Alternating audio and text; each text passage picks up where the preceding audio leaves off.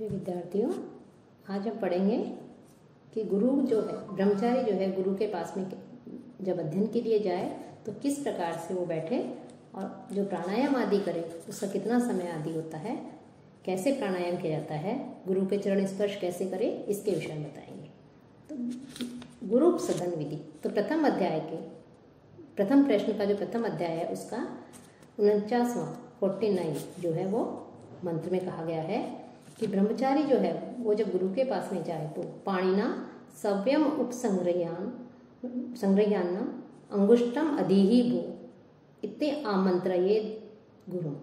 तत्र चक्षुः मनः प्राणो स्पर्शनम दर्भे। कि ब्रह्मचारी जो है वो अपने दाहिने हाथ से जो है गुरु के बाएं पैर को सव्यम उपसंग्रहणम के दाहिने हाथ से गुरु के अंगुष्टम के बाएं पैर का जो अंगूठा है उसको छोड़ करके, अंगूठे को पकड़ करके नहीं, गुरु के पैर को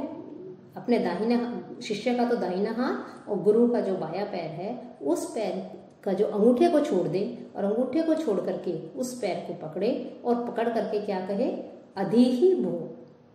हे श्री, हे गुरु आप मुझे पढ़ाए, ऐसा इति आमंत्रण, ऐसा कह करके अपने गुरु को आमंत्रित करें। कि इस प्रकार से ब्रह्मचारी जब शिक्षा के लिए अपने गुरु के पास जाए तो पहले अपने दाहिने हाथ से गुरु के बाएं पैर का स्पर्श करे और उसके अंगूठे को छोड़ करके उस पैर का स्पर्श करे और साथ ही साथ ये भी कहे कि अधीहि भो, कि हे गुरु, हे श्रीमन, हे देव आप मुझे अध्ययन कराएं, मुझे अध्यापन कराएं।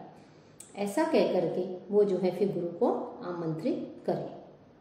और गुरु भी फिर क्या करे कि जब शिष्य उनके पैर छुएगा तो गुरु भी जो है अपने चक्षु, अपने नेत्र, मन है और मन लगा करके प्राणाव स्पर्श, कि प्राण अर्थात सिर की इंद्रियों का जो है वो दर्भी कुशा से स्पर्श करे। कि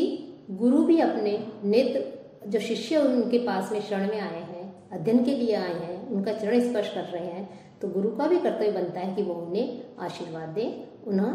का जो है सत्कार करे। तो गुरु उनको जो है अपने नेत्रों और मन को अपने शिष्य के प्रति लगा करके जो है उसकी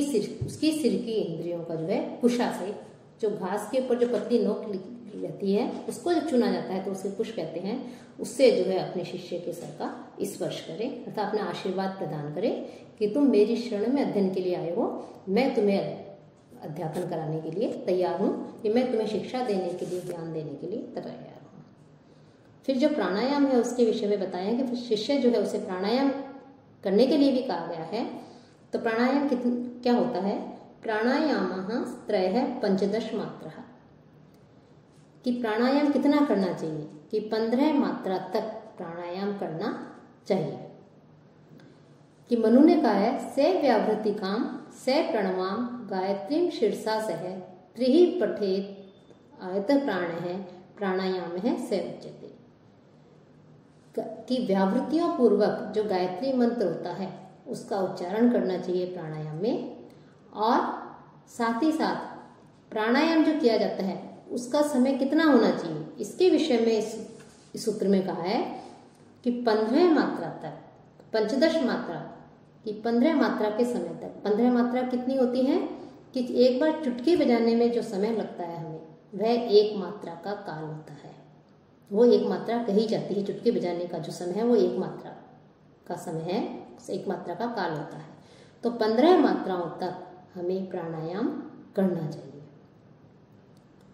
प्राक कूलेशु आसनम च,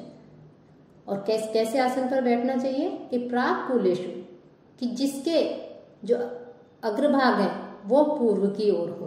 पूर्व की ओर, सामने की ओर जिसके अग्रभाग निकले हुए हों, ऐसे कुशों को हमें आसन बना करके उस पर बैठ करके प्राणायाम करना चाहिए। और प्राणायाम करने से पहले हमें क्या करना चाहिए, उसके आगे क्या जोड़ना चाहिए, ओम पूर्वा व्यावृते है पंच सत्यान्तः, कि प्रत्येक जो प्राणायाम करेंगे हम तो उसके पहले ओम जोड़ करके, कि प्रत्येक जो 5 व्यावृत्तियां कही गई हैं उन व्यावृत्तियों के सब प्रत्येक के आगे ओम जोड़ा जाता है, और जोड़ करके जो 5 सत्यम तक 5 व्यावृत्तियां कही गई हैं, इनका उच्चारण करें कि भू, भुवः, स्वः, पुरुष और सत्यम, ये 5 व्यावृत्तियां होती हैं और इन 5 के आगे हमें ओमकार को जोड़ना चाहिए, ओम का उच्चारण करना चाहिए, ओम भू, ओम भुवः, ओम स्वः आदि। तो इस प्रकार से जो है इनका उच्चारण करना चाहिए। और गुरु के जो पैर चरण स्पर्श की विधि बताई थी, उसी क्रम में कहते हैं कि गुरु को पादोपसंकरणम प्रातः है, कि प्रतिदिन, ऐसे नहीं कि हम अध्ययन करने गए गुरु के आश्रम में उसी दिन हमने गुरु के चरण स्पर्श किए, बल्कि प्रतिदिन प्रातः, कि प्रतिदिन प्रातः काल गुरु के जो पाद है, चरण है, उनको चरणों का हमें स्पर्श करना चाहिए, गुरु को प्रणाम करना चाहिए। तो इसका भी इसमें वर्णन है। ब्रह्मानुवचने च अध्ययनतयो, और साथ ही साथ और कब गुरु का चरण स्पर्श करना चाहिए कि आध्या, कि वेदों का जो हम अध्ययन करने जा रहे हैं, ब्रह्मानुवचने, कि जो हम वेदों का पाठ करने जाते हैं, आध्या प्रारंभ करने के समय और अंतयो, और अंत में हमें गुरु के चरण स्पर्श करने चाहिए। यानी हम जब अध्ययन करने जाते हैं तो उस समय जाते ही सबसे पहले गुरु के चरण स्पर्श करें कि तो, और उनसे ज्ञान प्राप्त हो जाए, वो आपको अध्ययन करवाएं। उसके पश्चात जब आप उठ करके जाएं तो अंत में गुरु के चरण स्पर्श करके आप वहां से जाएं। तो पाठ प्रारंभ होने के पहले और अंत में जो है गुरु के चरण स्पर्श करने के लिए कहा गया है। अनुज्ञात उपविशेद प्रांगमुखो दक्षिणतः शिष्य उदंगमुखो वा। अब बैठने की विधि भी बताई गई है कि जब वो शिष्य गुरु के पास अध्ययन के लिए जाए तो आचार्य की आज्ञा प्राप्त करके ब्रह्मचारी जो है उनके दाहिनी ओर और गुरु के दाहिनी ओर बैठे, और पूर्व की ओर मुख करके या उत्तर की ओर मुख करके जो है बैठना चाहिए, कि गुरु जो है उसके दाहिनी ओर बैठना चाहिए, साथ ही साथ पूर्व दिशा या उत्तर दिशा की ओर मुख करके उस जो शिक्षा के लिए ब्रह्मचारी जा रहा है उसे गुरु के पास में बैठना चाहिए। लेकिन इससे भी पहले महत्वपूर्ण बात है गुरु की आज्ञा प्राप्त करके कि मैं अध्ययन के लिए आया हूँ, तो गुरु जब उसे आज्ञा दे दे कि हाँ बैठो, तब जो है वो गुरु की आज्ञा प्राप्त करके वहाँ बैठे।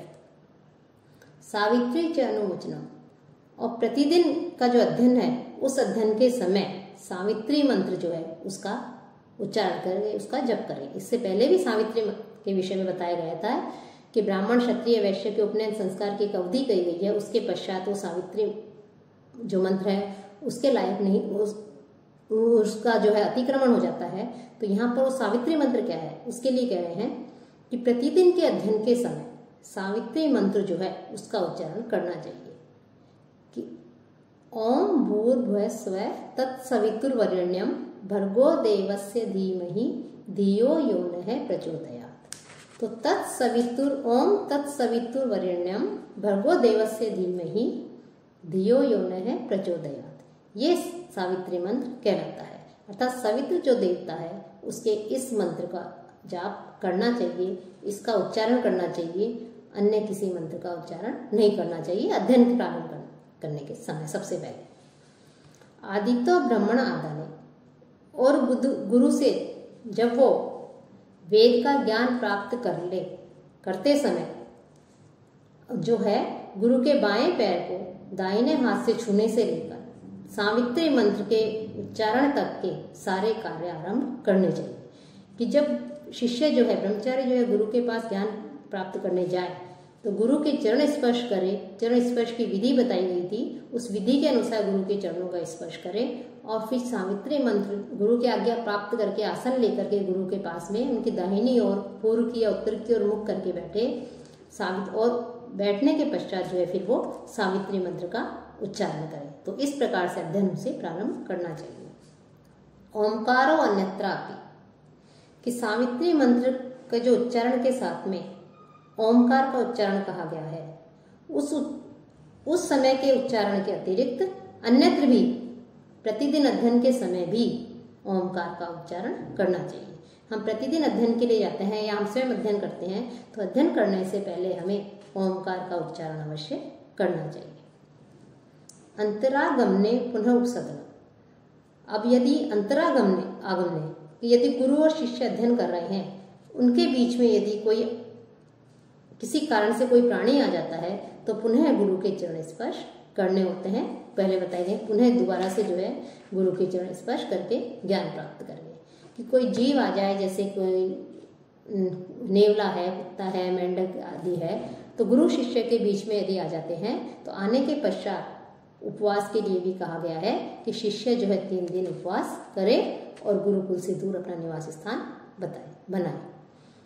तो इन जीवों के अतिरिक्त अन्य पशु भी यदि गुरु शिष्य के बीच में आ जाए तो शिष्य के लिए 3 प्राणायाम बताया गया है कि शिष्य 3 प्राणायाम करे, घृत आदि का प्राशन करे। तो इस प्रकार से कुछ छोटे प्रायश्चित हैं, ये प्रायश्चित गुरु शिष्य दोनों के विषय में ही कहा गया है।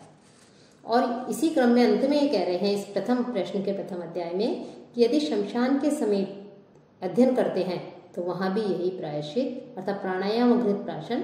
होना चाहिए।